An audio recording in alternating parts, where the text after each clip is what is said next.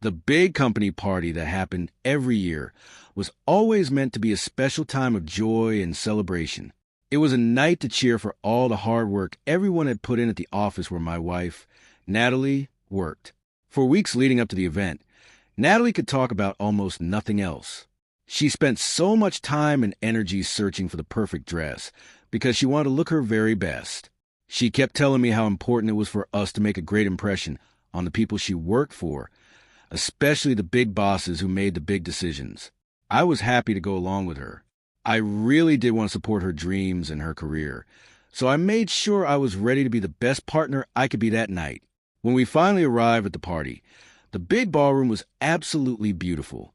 It was filled with loud, happy music, very expensive decorations that sparkled under the lights, and lots of important people in fancy suits. For the first hour or so, everything felt like a normal, happy night. Natalie walked me around the room and introduced me to her friends from work. She seemed so proud to have me there.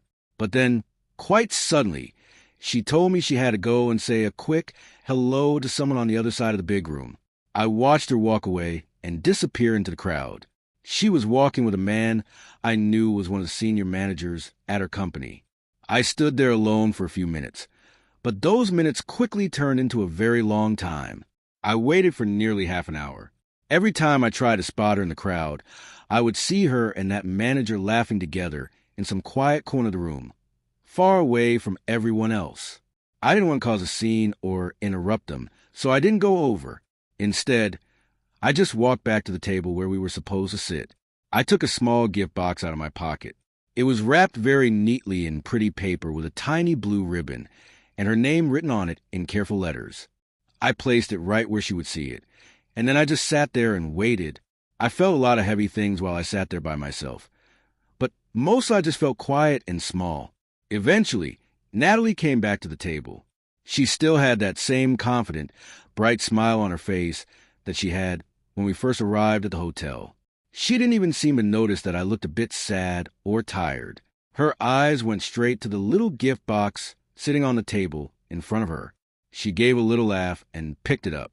She said, just loud enough so the people at the tables near us could hear, that her husband was such a sweet fool, but that she really did love getting gifts from him.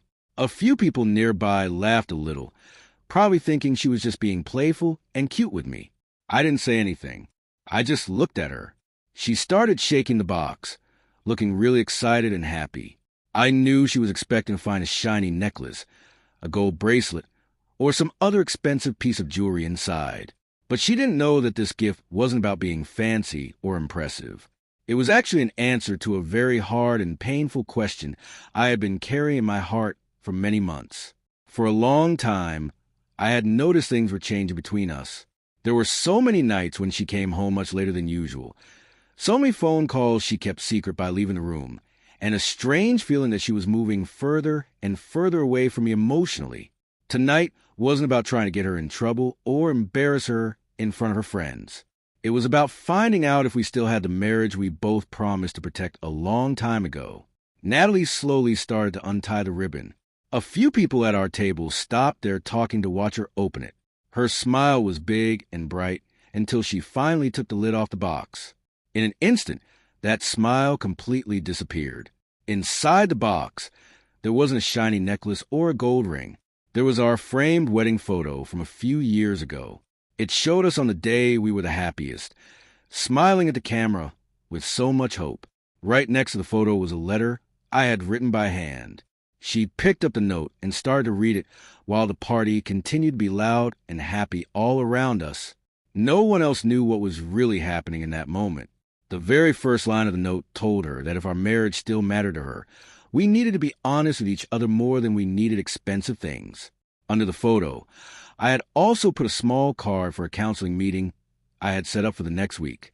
I didn't write any mean words or angry threats in that note. I didn't call her names or blame her for everything that was going wrong. I just wrote one last sentence at the very bottom of the page.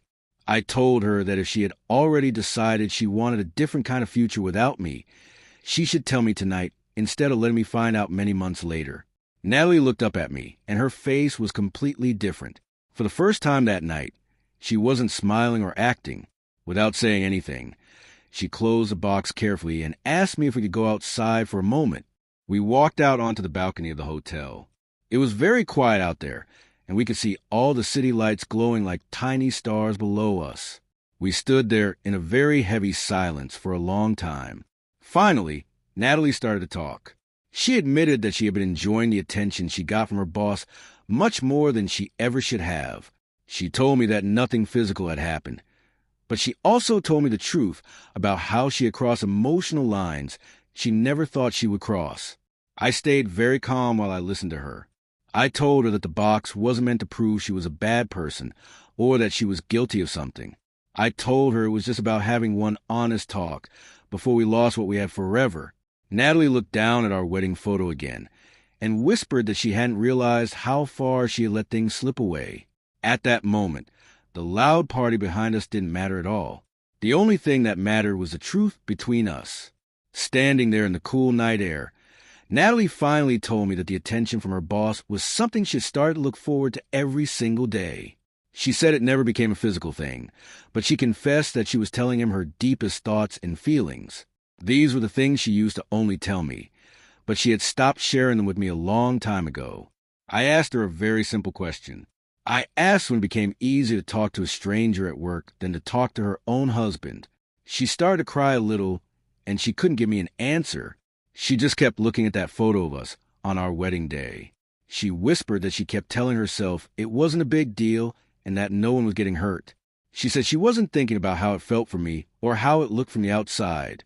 I nodded my head slowly. I told her that people don't just stop being close overnight. It happens because of small choices made every day until one morning you wake up and realize you're living two separate lives in the same house. For the first time in a very long time, we stopped pretending. We stayed on that balcony even after the music inside stopped and people started to go home. Natalie said she was sorry for more than just disappearing at the party. She was sorry for letting our marriage become something she only thought about after everything else. I told her I was sorry too. I had spent so much time working long hours because I thought making money for our future was the best way to show I loved her. We both realized we had stopped checking in on each other's hearts.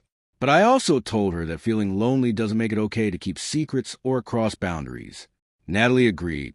She said she should have been brave enough to talk to me a long time ago. We both knew that by avoiding the hard talks, we had only let the distance between us grow bigger. The weeks that followed were very difficult for both of us. We went to that counseling session I had scheduled. We brought that same gift box with us. The person helping us asked why I chose to give her a gift instead of just getting angry. I told them that I wanted to fight for the truth instead of just trying to win a fight. Natalie saw that fixing things would take a lot of time and honesty. We didn't make any huge, impossible promises. We just started making better choices every day. We started talking for real, setting better rules for work, and making our marriage the most important thing again. I also learned to say what was bothering me before it turned into a bad feeling inside.